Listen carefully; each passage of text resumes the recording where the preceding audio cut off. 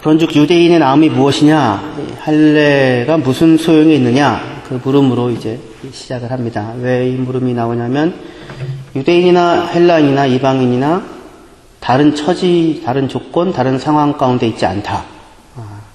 유대인됨이 심판을 면제받게 해주지 않고 이방인과 다른 위치에 그들을 세워놓지 못했다. 그게 이제 2장 앞에까지 얘기죠. 그러면은 도대체 그럼 유대인됨은 무슨 소용이 있는가? 하나님이 자기 백성으로 유대인을 삼았는데 무슨 유익이 있단 말인가? 그런 이제 의문이 들 수밖에 없죠. 범사에 많은데 왜냐하면 그들이 하나님의 말씀을 맡았기 때문이다. 하나님의 말씀이 그들에게 주어졌다. 하나님의 말씀이 그들에게 위탁되었다. 이렇게 얘기합니다. 뭐랑 똑같은 표현이냐면 바울이 하나님께서 나에게 복음을 맡기셨다 라는 거랑 똑같은 표현입니다. 그냥 준 게 아니라 믿어서 준 겁니다. 믿고 준 겁니다. 신뢰하여서 준 겁니다. 그리고 여전히 신뢰하고 있습니다. 그것이 유대인들의 유익입니다. 무엇을 하나님의 말씀을, 하나님의 뜻을, 하나님의 의지를, 하나님의 계획을, 하나님의 어떠한 분이심을 유대인들이 받게 되었는데 그냥 도구적으로 갖고 만 것이 아니라 하나님께서 바울을 충성되이 여기셔서 믿고 그에게 복음을 맡기셨듯이 유대인들을 믿고 유대인들에게 그것을 맡겨놓은 것입니다. 근데 문제는 유대인들은 하나님의 기대에 부응하지 못하고 신실하지 못했다. 이게 지금 유대인들의 문제입니다. 그래서 3절에 어떤 자들이 믿지 아니하였다면, 그래서 믿는다는 말이라기보다는 신실하지 못했다면 그런 것으로 옮기는 게 맞습니다. 우리 성경에 믿는다는 말은 믿을 수 있어. 그게 이제 그 사람이 신실하다, 충성되다, 신뢰가 간다 뭐 이런 거잖아요. 그렇죠? 그래서 두 개가 서로 이렇게 같은 말로 쓰이지 않습니까? 헬라어도 마찬가지입니다. 어떤 사람들이 나는 하나님 안 믿었어 그런 뜻이 아니라 믿고 맡겼는데 믿음에 갚하지 못했다면 그러면 하나님의 신실하심이 패해진 것이냐? 그렇지 않다. 유대인들의 실패로 인하여서 드러난 것은 하나님께서 착각하거나 하나님께서 잘못 맡기셨다는 것이 드러난 것이 아니라 사람들의 어리석음과 미련함에도 불구하고 하나님은 자기 백성을 향한 신실하심을 마지막까지 놓지 않고 포기하지 않고 계시며 여전히 그들에게 한결같은 자비와 인자와 사랑과 하나님 되심으로 찾아오셨다. 그들을 버리거나 떠나신 적이 없으셨다라고 하는 사실이 더 분명하게 드러날 뿐이다. 그렇게 됩니다. 광야 40년 이스라엘 백성이 범죄함으로 다 죽어나가는 가운데도 하나님은 한 번도 이스라엘 백성의 하나님이 아니셨던 적이 없으셨습니다. 불기둥과 구름기둥으로 만나러 매일같이 그들을 먹이시고 그들을 붙잡으십니다. 그들을 향한 하나님의 기대를 낮추신 법도 없습니다. 그 정도면 됐어. 이렇게 타협하지도 않습니다. 그러니까 이스라엘 백성들이 괴로운 겁니다. 그런데 그 하나님 노릇하시는 것을 마지막까지도 포기하지 않으셨습니다.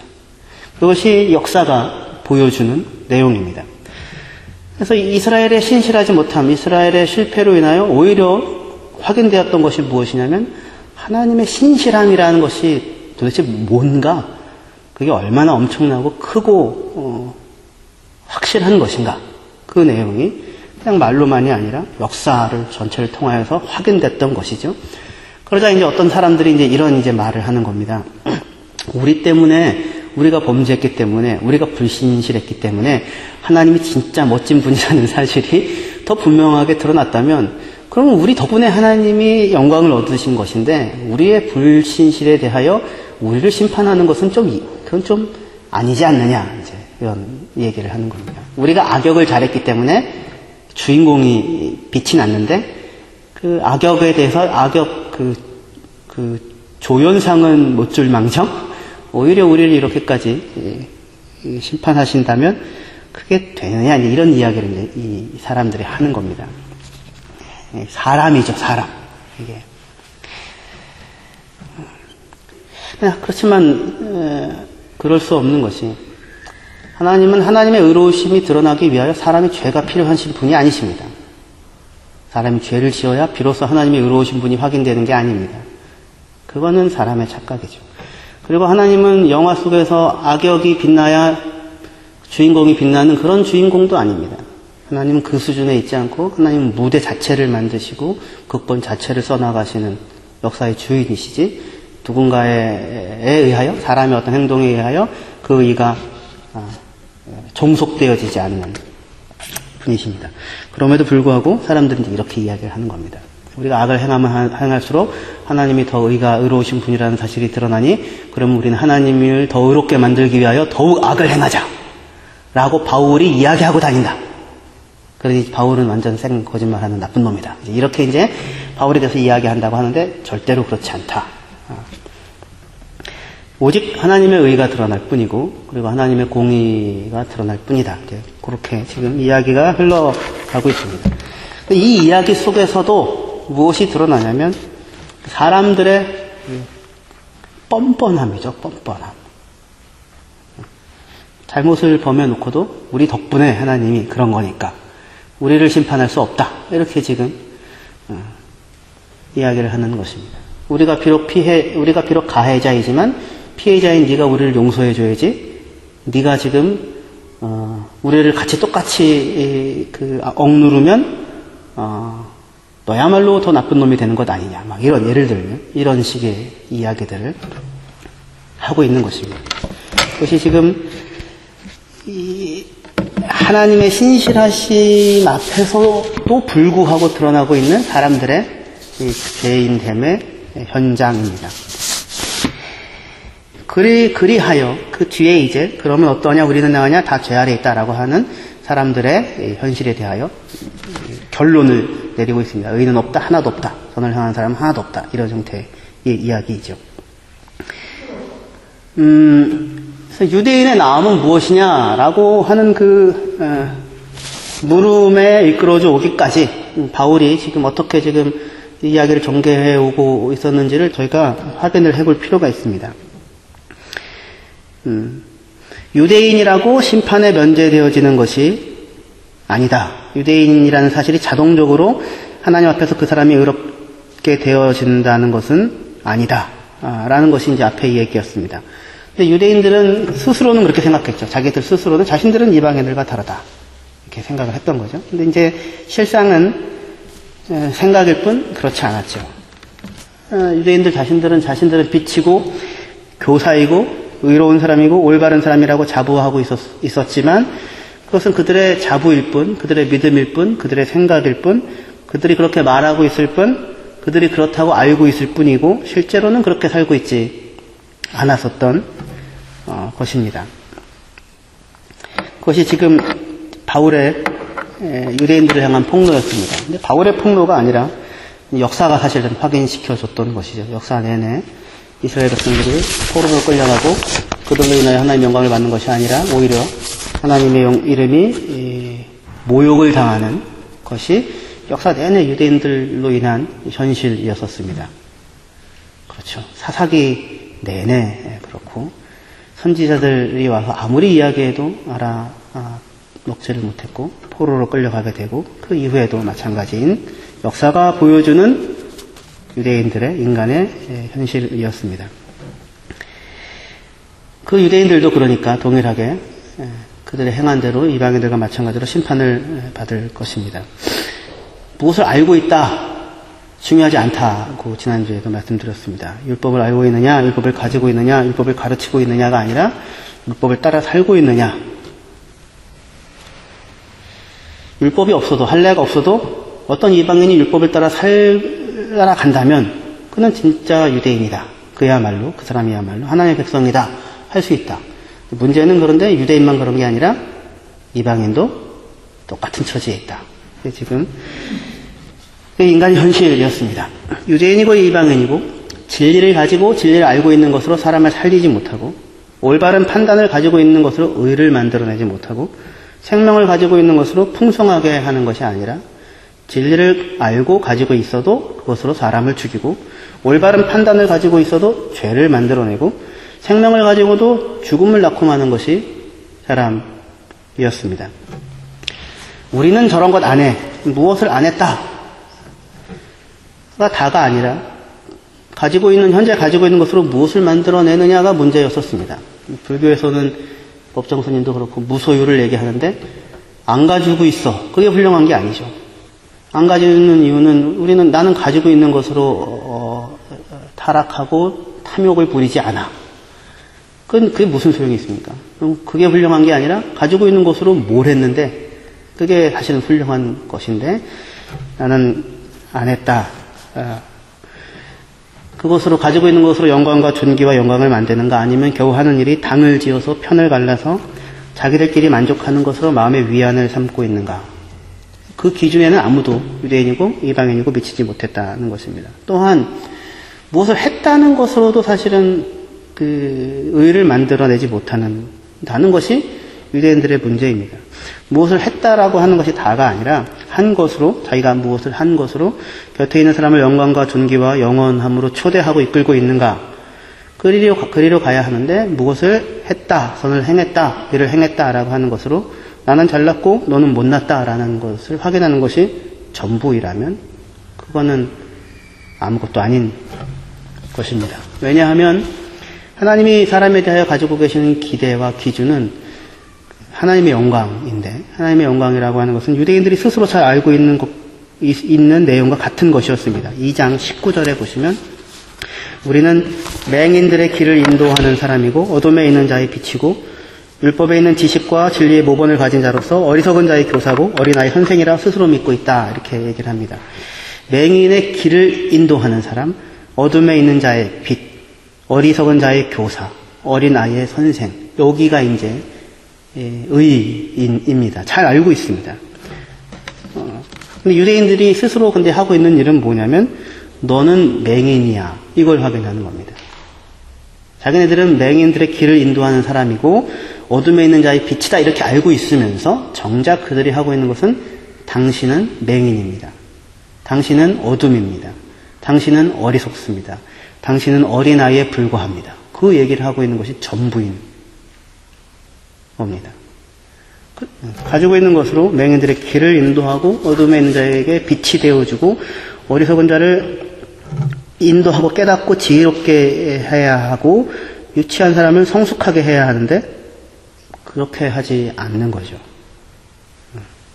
그 사람은 무엇을 하지 않았다라는 것으로도 사람을 죽이고 무엇을 했다고 하는 것으로도 사람을 죽입니다. 자신이 선을 행하는 선을 가지고 다른 사람을 살려내는 것으로 끝끝내 지켜내지 못하고 결국 나는 이렇게 선을 행했는데 어찌하여 너는 그 모양이냐 라고 하는 것을 끝을 내고야만은 것입니다. 사람은 합리적이지 않고 사람은 다만 합리화를 할 뿐이다 라는 그런 말이 있습니다. 사람은 매 순간 합리적인데 합리적인 것이 아니라 다만 합리화를 할 뿐입니다. 선악과를 먹고 나서 사람이 하는 말이 그렇죠. 하나님께서 너 왜 먹었냐 그랬더니 뱀이 나를 속였어요. 내가 속았어요. 뱀이 나를 속인 거예요. 뱀이 잘못했어요. 내 책임이 아니에요. 아담에게 너 왜 먹었느냐? 하나님이 만들어준 여자가 주어서 먹었어요. 그래서 먹었어요. 내 책임이 아니에요. 하나님 책임이에요. 네, 그렇게 하는 겁니다. 아까 3장에 봤죠. 이 사람들이. 우리 때문에 하나님의 의가 더 드러났어요. 근데 왜 우리를 심판하세요? 이런 거죠. 합리적이지 않고 합리화를 할 뿐입니다. 자기 하나 어떻게든지 살려고 하는 거죠. 유나가 요즘에 자주 하는 말이 있습니다. 아빠 때문이다. 아빠 때문이야. 아빠 때문에 이게 망가졌어요. 아빠 때문에 물을 엎질렀어. 다 전부 아빠 때문이죠. 근데 사람은 스스로 어떤 일에 대해서 합리화를 하지 않으면 견딜 수가 없습니다. 자기가 범죄했어도 잘못했어도 그거는 나름의 이유가 있는 것으로 자기 스스로 합리화를 해야만 살 수 있습니다. 이게 마땅한 것인지를 알지만 현실은 이렇게 살면 살 수가 없어. 그러니까 어쩔 수 없이 이렇게 하는 거야. 이렇게 하면 안 되는 것인 줄을 알지만 하지만 이때 어떻게 이걸 다 지켜내고 할 수 있겠어? 한두 번쯤은 어쩔 수 없는 거야. 그렇게 이제 합리화를 하게 되죠. 그 합리화에 성공하지 못하면 마음이 괴로워서 견디지를 못합니다. 그리고 자살하는 분들이 그런 거죠. 가룟 유다가 예수를 팔고서 합리화에 이르질 못하죠. 자기 스스로가. 그래서 죽고 말죠. 이렇게 합리화를 하고 나서 안심을 하고 다들 그렇게 살고 있는 겁니다.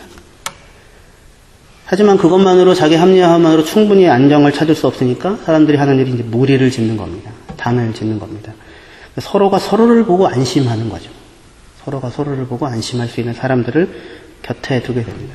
파편적인 옳음을 한두 가지씩 가지고서 서로를 옳다고 이렇게 토닥여주는 사람들끼리 무리를 만들고 그 외부에는 적을 만들고 상대적인 정당성을 확보하면서 살고 있는 겁니다. 깡패들끼리도 의리가 있죠. 하지만 그 의리는 자기를 보존하기 위해서만 필요할 뿐, 그때만 지켜질 뿐, 얼마나 또 금방 이 배신이 일상적인지요. 그런 것을 의라고 할 수 없을 것입니다. 유대인들은 유대인들 나름대로 커다란 규모로 편을 하나 만든 겁니다. 당을 하나 지어놓은 겁니다. 우리는 쟤들이랑 달라. 그걸로 이제 안심하고 있는 거죠. 서로가 서로를 보고. 그런데 그 유대인들도 잘 들여다보면 그 안에 분파와 파당으로 얼마나 많이 갈라져 있는지를 모릅니다. 그 안에는 또 그 안에서끼리 바리새인, 사두개인, 쿰란파 등등 에센파 서로가 자신들만이 진짜라고 하고 그 안에서 또 나름의 합리화를 하고 살고 있는 것입니다. 복음이 와서 하는 가장 큰 중요한 일이 무엇이냐면 이런 무리지음을 깨버리는 것입니다. 유대인이냐 헬라인이냐 아닙니다. 모두를 같은 자리로 소환을 합니다. 분리와 분열과 차별과 멸시와 계급을 다 뛰어넘어 같은 자리로 모든 사람을 소환합니다. 어느 자리입니까? 죄인이라는 자리이죠. 그래서 어떻게 합니까? 그래서 이제 너희는 다 지옥 가라 이게 아니라 그리스도 예수 안에서 하늘에 있는 것이나 땅 아래에 있는 것이나 만물을 자신 안에서 하나 되게 하는 일을 하실 것입니다. 하나님께서 복음이 와서 첫 번째로 하는 일이 그 무리 지음을 흩으시고 한 곳으로 한 자리로 소환을 합니다. 그 소환된 자리가 죄인이라는 자리였습니다. 우리 본문에 3장 9절부터 보시면 그러면 어떠하냐 우리는 나으냐 결코 아니라 유대인이나 헬라인이나 다 죄 아래 있다고 우리가 이미 선언하였느니라. 기록된 바 의인은 없나니 하나도 없으며 깨닫는 자도 없고 하나님을 찾는 자도 없고 다 치우쳐 함께 무익하게 되고 선을 행하는 자는 없나니 하나도 없도다. 그들의 목구멍은 열린 무덤이요 그 혀로는 속임을 일삼으며 입술에는 독사의 독이 있고 그 입에는 저주와 악독이 가득하고 그 발은 피 흘리는 데 빠른지나 파멸과 고생이 그 길에 있어 평강의 길을 알지 못하였고 그들의 눈앞에 하나님을 두려워함이 없느니라 한가 같으니라. 지금 이제 이 모든 사람이 소환된 이 현실입니다. 의인은 없다, 한 사람도 없다. 깨닫는 자도 없다, 하나님을 찾는 자도 없다. 다 한쪽으로 치우쳤다. 쓸모없게 되었다. 선을 행하고 있는 자는 없다, 한 사람도 없다. 그리고 나서 그 뒤에 나오는 얘기들이 다 주로 말들에 대한 것입니다. 사람이 어떠한 존재이냐를 확인하는 길은 무슨 말을 하고 사느냐이죠. 무슨 말을 하고 사느냐를 보면 그 사람이 지금 어떤 사람이다 알 수 있을 것입니다. 그래서 근데 무슨 말을 하고 있느냐 보면 목구멍은 열린 무덤입니다. 안에 생명이 없습니다. 죽어 있습니다. 있지 않습니다. 마음이. 살기는 사는데 사실 살아있는 게 아닙니다. 그러니까 나오는 말들이 생명을 나타내는 말들을 할 수가 없습니다. 혀로는 속임을 일삼습니다. 말을 하는데 말을 지켜내지를 못합니다. 입술에는 독사의 독이 있습니다. 안에 분노와 상처와 시기와 억울함이 가득합니다. 입에 저주와 악함이 가득합니다. 지금 이제 사람을 살아가고 있는 사람에 대한 현실에 대한 묘사입니다. 근본적인 정서가 분노입니다. 분노. 이 분노에서 모든 것이 나옵니다. 여러 가지가 있을 수 있겠지만 분노는 자기가 자기 자신을 지키려고 하는 것에서 나타납니다. 맹수가 자기를 공격하려고 할 때 갑자기 이 분노가 일어나서 자기를 지켜내게 되는 겁니다. 그러니까 그거는 나쁘지 않죠. 분노라는 감정 자체는 필요한 감정일 것입니다. 문제는 분노가 자기를 지키는 것에서 멈추지 않고 자기를 살려내는 것에서 멈추지 않고 나아가서 상대방을 죽이려고 하는 대로 나아간다는 겁니다. 선을 넘어서서. 근데 문제는 분노는 남을 죽이는 것으로 보복으로는 결코 소멸되어지지 않는다는 겁니다. 분노는 내면 될수록 사그러들지 않고 더욱더 거세집니다. 작은 반응에 더 크게 분노하게 되고 더 작은 반응에 더 크게 분노하게 됩니다. 끝이 없이 나아갑니다.